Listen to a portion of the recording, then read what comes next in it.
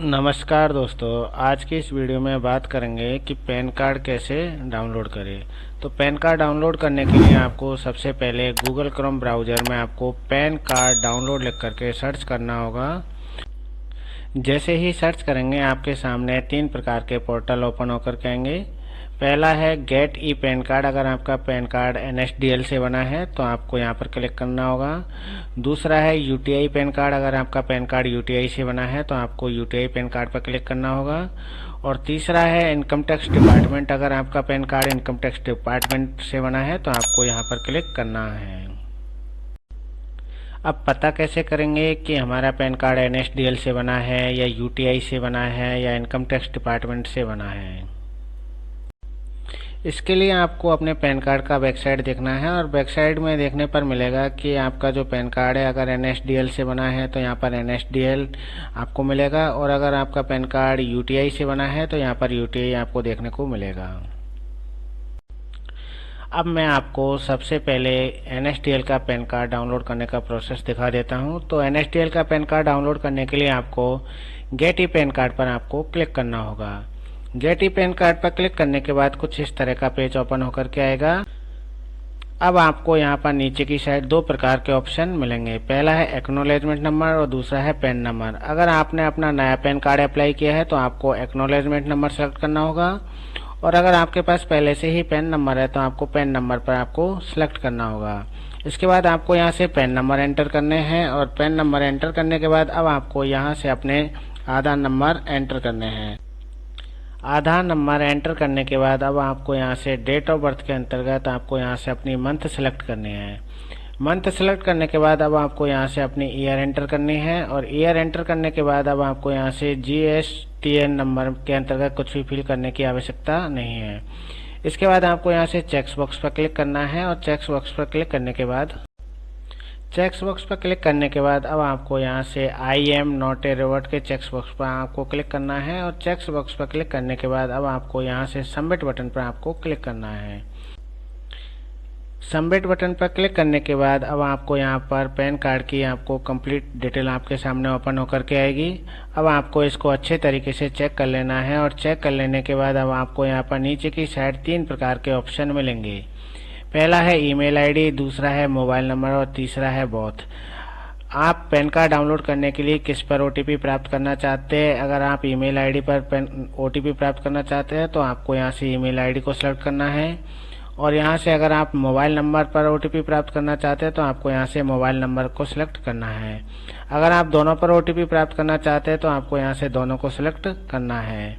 हम यहाँ पर मोबाइल नंबर सेलेक्ट करते हैं। इसके बाद यहाँ पर चेक्स बॉक्स पर क्लिक करना है, और चेक्स बॉक्स पर क्लिक करने के बाद अब आपको यहाँ से जनरेट OTP पर आपको क्लिक करना है। जनरेट OTP पर क्लिक करने के बाद आपको इस प्रकार का डैशबोर्ड ओपन होकर के आएगा। अब आपको यहाँ से एंटर OTP एंटर करना होगा। तो OTP एंटर करने के बाद अब आपको यहाँ से वैलिडेट पर आपको क्लिक करना होगा। वैलिडेट पर क्लिक करने के बाद अब आपको यहाँ से continue with paid e PAN download faculty पर आपको क्लिक करना होगा। क्लिक करने के बाद इस प्रकार का डैशबोर्ड ओपन होकर के आएगा। अब आपको यहाँ पर NSDL का पैन कार्ड डाउनलोड करने के लिए यहाँ पर आपको 8.26 रुपये का आपको यहाँ पर चार्ज देना होगा।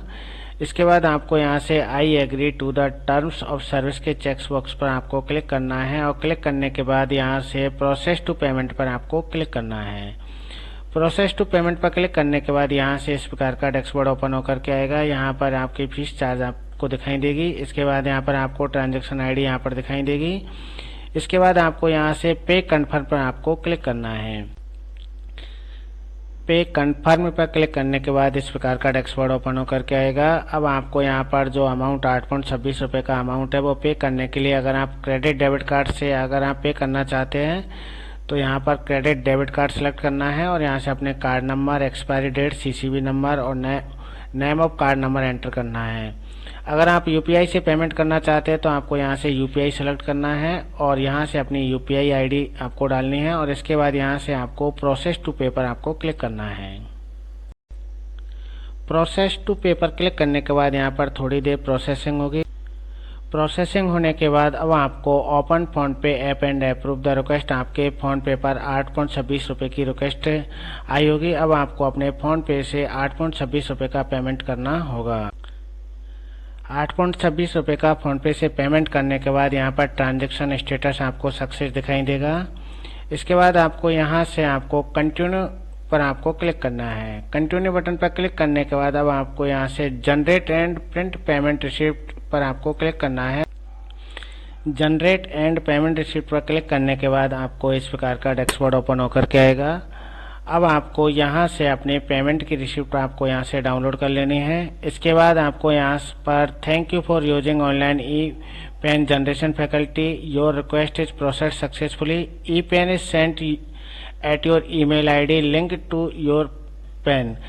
जो आपके पैन कार्ड से जो ईमेल आईडी लिंक है उस पर आपका पैन कार्ड सेंड कर दिया गया है। अब आपको अपनी जो ईमेल आईडी है वो आपको ओपन करनी है।